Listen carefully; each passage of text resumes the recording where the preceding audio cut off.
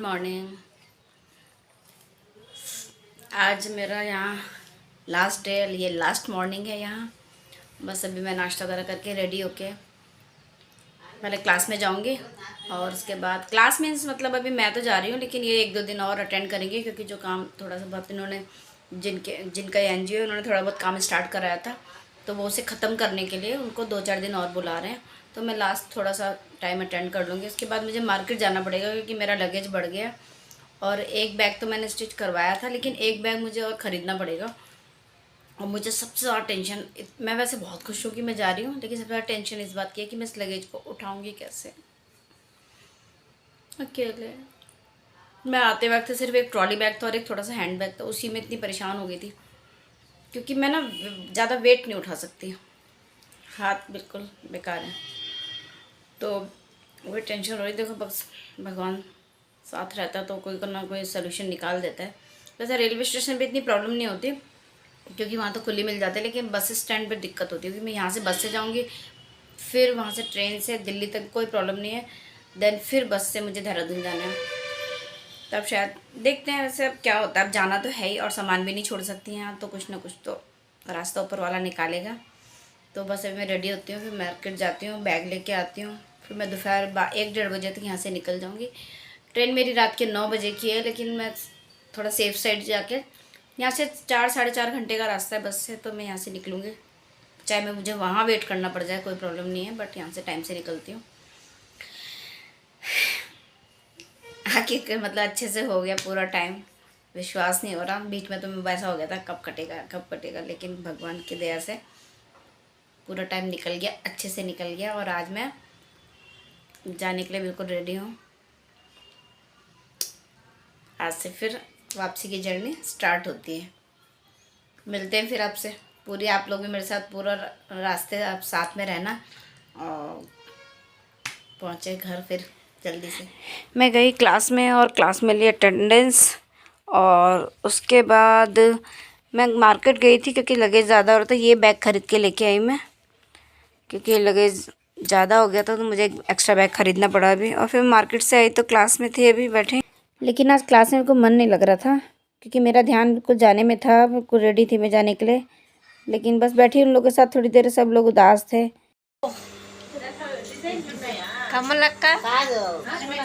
Bye करो सब लोग, बाय बोलो, बाय बाय बाय बाय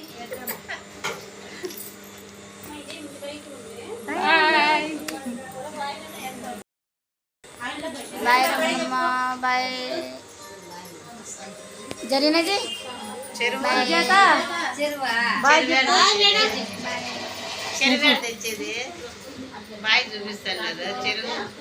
మా సిస్టర్ అంటాడు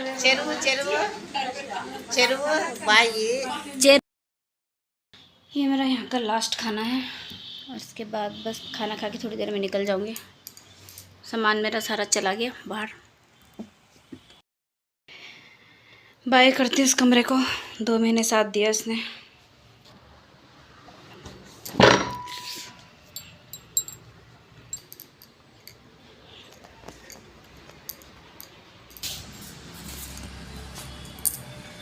बाय बाय मदन पल्ले। और जो रेंट पे रहती थी नागविनी जी, मैंने उनको बाय बोला, लेकिन पता नहीं उन्होंने सुना नहीं, वो सोई थी या कहाँ थी पता नहीं। और लीला जी बहुत जल्दी ही ऑटो लेके आ गई थी, जबकि सारे स्टूडेंट्स को मैंने बोला था कि उन्होंने सबने कहा था कि आप बाद में लंच के बाद जाइएगा, और मैंने भी इनसे ही कहा, लेकिन ये जल्दी से ऑटो लेके आ गए और हपड़ तपड़ करके इन्होंने सारा सामान ऑटो में रखा। और रमा और लीला जी छोड़ने आए थे मुझे बस स्टैंड पे।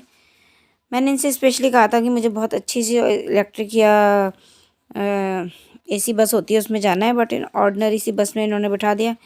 बट ठीक है, मैंने कहा जाने तो है। फिर मैं निकल गई थी। मैं शायद 2 बजे के करीब निकली हूँ मदन पल्ले से, और बस 2 महीने तक साथ था शहर का मेरे साथ, और इसको बाय बोला मैंने और मैं निकल गई। अब मेरा ध्यान बिल्कुल ये था कि वैसे मैं बहुत जल्दी टाइम से पहुंचने वाली थी तिरुपति, क्योंकि मैं बहुत जल्दी निकल गई थी।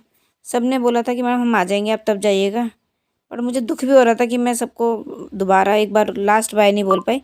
वैसे सब मुझसे मिलके गले मिलके बहुत रोए थे वो लोग, कुछ तो स्टूडेंट्स बहुत रोए, मुझे बहुत लगा भी दिल में अजीब सा। उस वक्त, क्योंकि एक अटैचमेंट हो जाता है जब आप इतने लंबे समय तक सब साथ में रहते हैं तो, और एक अलग ही लगाव हो जाता है। लीला जी को बाय बोलते वक्त मैं भी भावुक हो गई थी, क्योंकि इतने लंबे समय तक साथ रही मैं उनके साथ। खाना पीना सब कुछ उन्होंने इतना केयर भी किया मेरा। जब मेरी तबीयत ख़राब हुई तब भी उन्होंने बहुत ध्यान रखा मेरा। तो सारी चीज़ें होती हैं, 1-2 महीने तक एक नॉर्मल आप ज़िंदगी जीते हो, उसमें बहुत सारी चीज़ें होती हैं, तो एक अटैचमेंट हो जाता है सबके साथ। तो बस मैं निकल गई थी और मैं अभी पहुंच गई हूँ तिरुपति। काफ़ी अच्छा और सुंदर शहर है ये। यहाँ से 25 किलोमीटर है तिरुमला, जहाँ पे तिरुपति बालाजी का मंदिर है, और ये है तिरुपति। और वो जो सामने पहाड़ दिख रहे हैं वहाँ पर है तिरुपति बालाजी का मंदिर। बहुत बड़े बड़े पहाड़ हैं वो। और ये शहर था। बस अभी थोड़ी देर में मैं बस स्टैंड पहुँचने वाली थी। अच्छा है शहर, काफ़ी बड़ा है, जितना दिखाई दे रहा था अच्छा डेवलप्ड है, जितना मतलब बस से नज़र आ रहा था। बाकी तो मैंने तिरुपति ज़्यादा देखा नहीं है। बस मैं बस स्टैंड पहुंचने वाली थी, वहाँ से फिर मुझे जाना था रेलवे स्टेशन।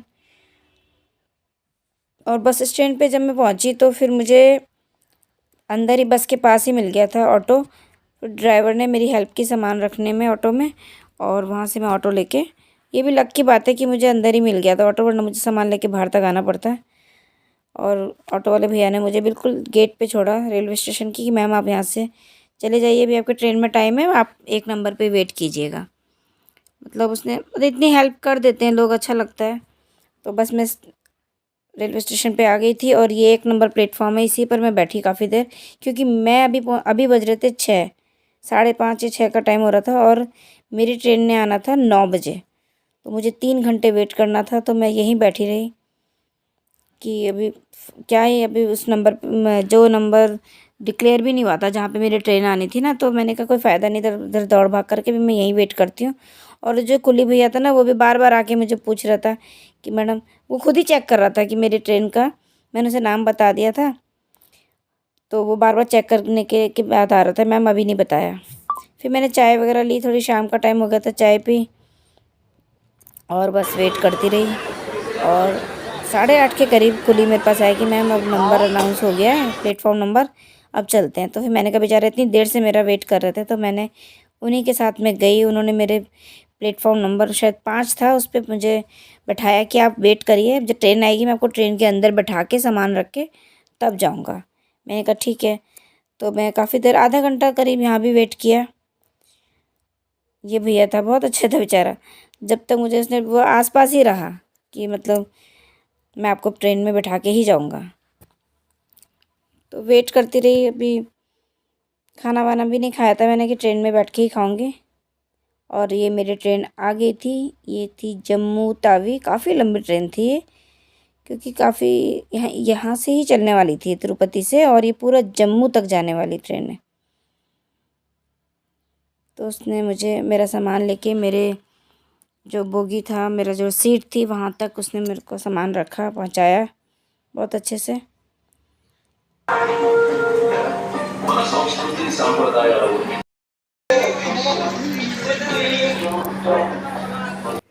और उसने मेरा सामान रखा। ट्रेन में मैं बैठी और ठीक 9 बजे ट्रेन चल पड़ी थी तिरुपति से।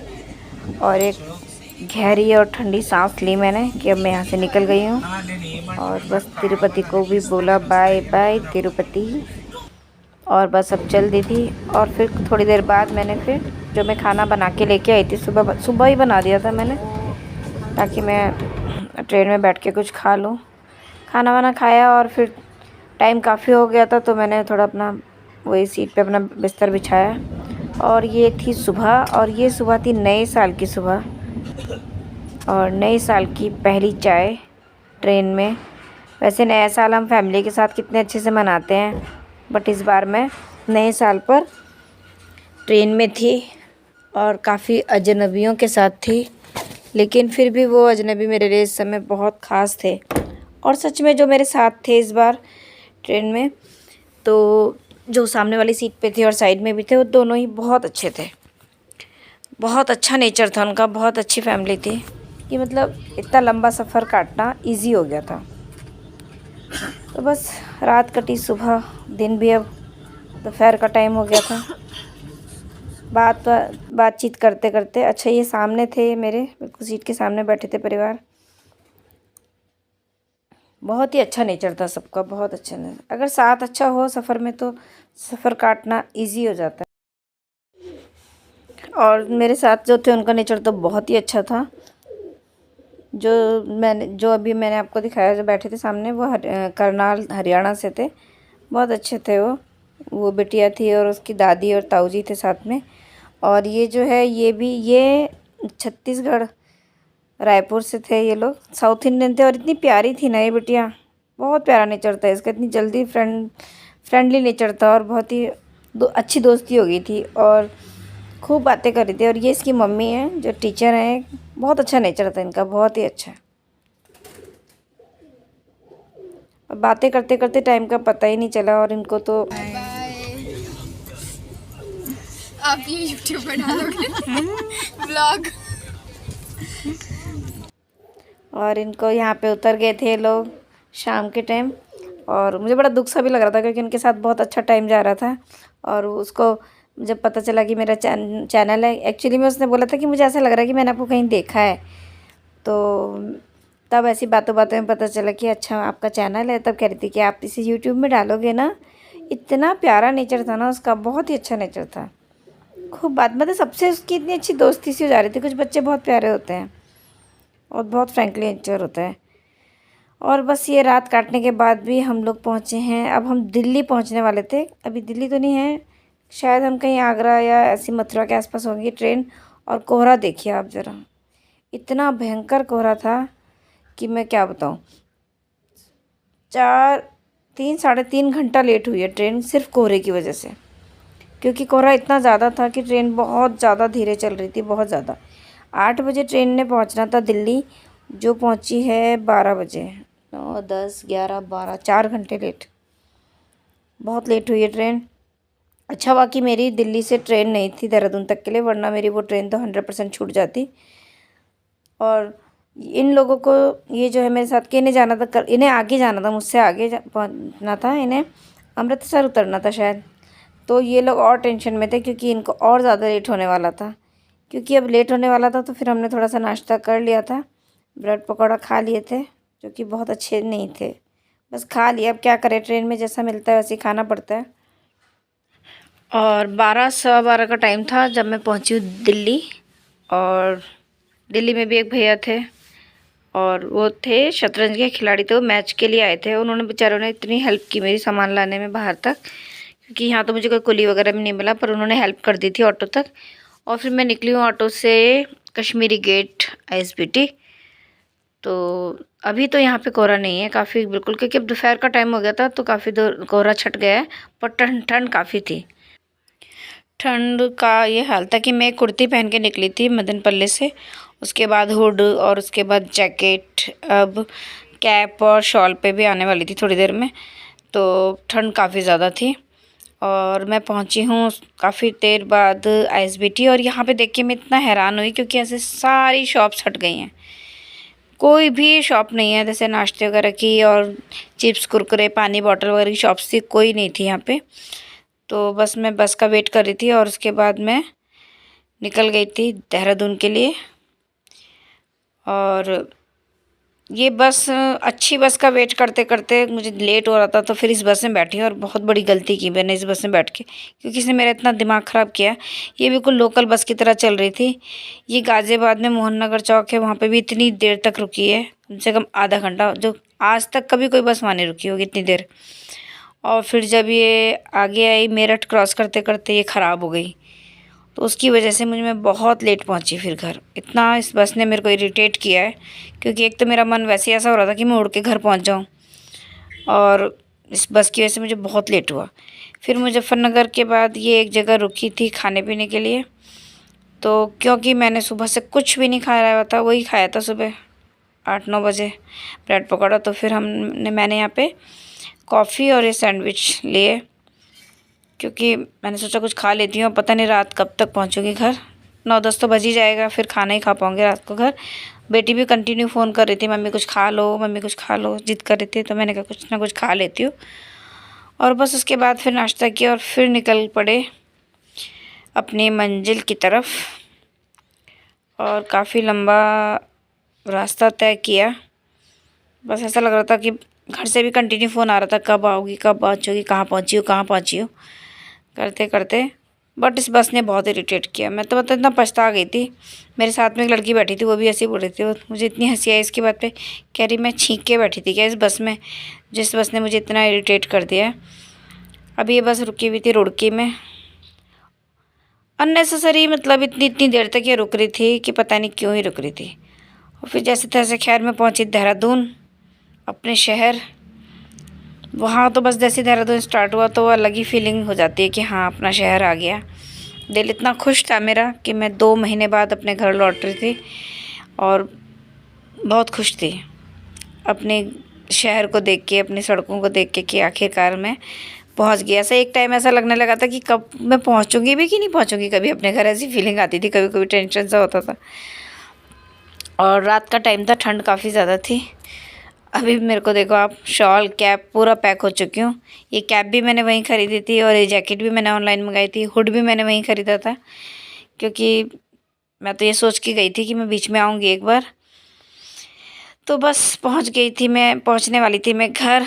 और इसको कंटिन्यू रखते हैं, नेक्स्ट व्लॉग में आपको मिलूँगी मैं कि घर पहुँची, कैसा रिस्पॉन्स रहा, क्या रहा। तो इस व्लॉग को मैं यहीं एंड करती हूँ। आपको व्लॉग थोड़ा सा भी अच्छा लगे तो प्लीज़ लाइक कमेंट शेयर कर दीजिएगा, और नए हैं तो सब्सक्राइब कर दीजिएगा। मिलते हैं अगले व्लॉग में। व्लॉग देखने के लिए thank you so much. Okay bye.